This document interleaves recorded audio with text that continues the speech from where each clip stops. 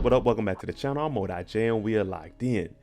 Crown Camacho, he owned a record company. He had a studio. He brought Lulu in. Lulu took him out. R.I.P. to Crown Camacho. Now, unfortunately for the Thomas family and the whole organization, even though Crown is gone, he will come back and haunt the family. So we're going to break down how Crown Camacho's death is going to hurt the Thomas family in the long run, because his body has just been found and the cops with an easy search can find out all the information they need.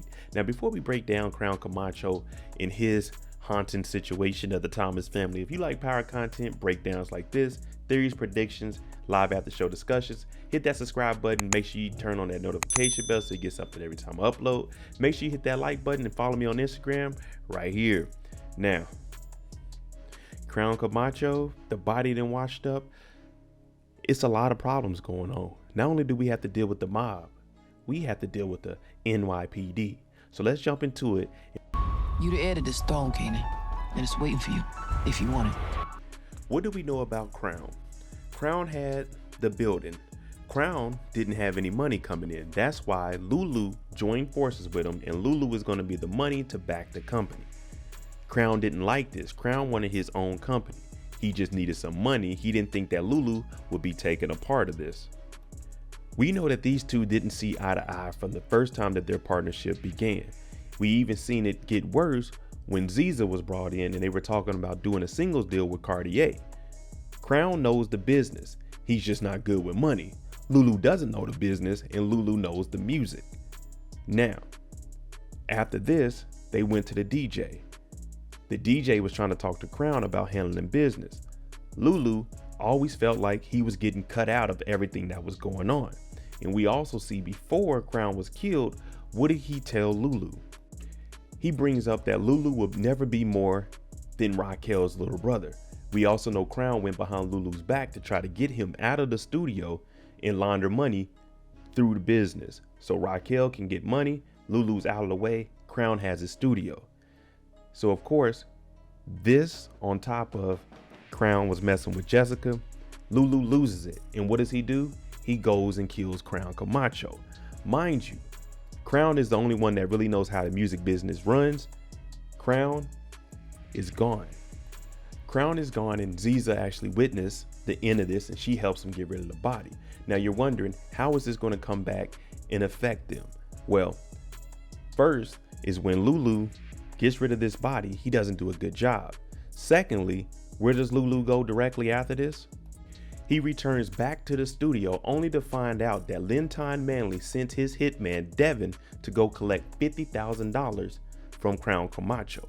Crown Camacho was dead, so this debt rolls over to Lulu. We knew that Lulu was in debt, but we didn't know he was in debt with some street figures, the Jamaicans. Linton Manley, he's not playing around. This debt is now Lulu's, and Lulu has to figure out a way to get past this.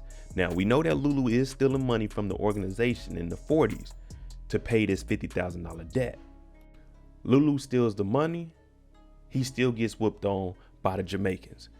Now he needs to get help. He's already in debt to Cartier, right? Cartier, if you remember, he's the one that gave the soundboard when Crown had upon it. So with all this debt that Crown has going on, Lulu is putting the company in even more debt by partnering with Cartier after he got whooped on. On top of all the debt that is owed, you got to remember, Lulu is in debt to his sister also because of his hobby not making any money. Cartier wants 25% of the whole operation, half of what Crown had since Crown is gone, to give Lulu protection. So now we have the debt from Linton Manley. Now we have debt to Cartier. We also gave up ownership to Cartier. Rock still doesn't know nothing about this. So even before we get to the NYPD and how it's going to trace back to the family, we already have too many hands in the pot. And the reason it's too many hands because Raquel is also telling people that she owns a record label. The reason she owns the record label, technically she doesn't, but she's telling the real estate agent that she does to prove proof of income. That's because she was going to do that deal with Crown. She hasn't spoken to Crown in a while. So now Raquel is about to put her name on the business in some form. Now, not only do we have Cartier connected to the studio, Lulu connected to the studio. Now Raquel is trying to attach her name to it. So that's 3 people we can have on it. And I have a couple theories we're going to get to. But right now, the record label is looking very bad because the next thing we find out is the body gets washed up. Crown's body washes up, and Lulu, we discover he did a horrible job with disposing of this body. It was him and Ziza. The body was just floating in the water. And now when the body was discovered by the NYPD, it also had identifiable business cards tracing back to Bulletproof Records, Crown Camacho. Now hear me out why this is bad for the whole organization. First thing, Bulletproof Records and Crown Camacho's name are both on a business card with the address to Bulletproof Records. Lulu killed Crown. With an easy investigation, all they have to do is go over there and ask some questions. When's the last time you seen Crown? But even with that, since they have a dead body, now they're going to do some investigating into the company. And what I mean by that is they're going to see that Crown was in debt to the building. That's why he was getting $50,000 loans from Linton Manley. So with this debt, he borrowed money to pay off the debt. But now Crown is gone. Lulu is in charge. Lulu was his business partner. Lulu owns Bulletproof Records. The studio is Crown's. Now, when I tell you it's about to get deep and the NYPD are going to be a huge problem also outside of Detective Burke, because if Raquel puts her name on here for financial reasons to be able to prove proof of income, not only will they be investigating Lulu, they're going to look at all the names on there. Now, one of my theories about this is, if Raquel, since she's already backdooring Cartier for Tremont down there in DC, she can easily try to pin this on Cartier since he owns 25% of whose? Crown Camacho's. Remember, he wanted 50% of what Crown wanted. So with her name on there, they could start investigating.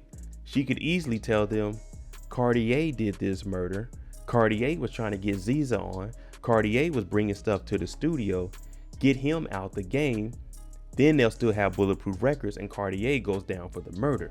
But if not, and until then, if it happens, the NYPD will be doing their investigation and they're going to be watching closely. Because not only will they see that Raquel is tied to this, they're going to see that Scrappy's mom is going to maybe mention Raquel Thomas's name. And then they're going to link Raquel Thomas to Bulletproof Records. Bulletproof Records, Crown came up dead, Scrappy came up dead. It's all starting to make a little bit of sense, people. Why not look into the owners of this business? And that's why I say that she should be able to set up Cartier. All right, let me know what you think about the Crown Camacho situation. Do you think that this is going to come back and haunt them? Because right now, just from what I'm looking at, this could be very, very scary.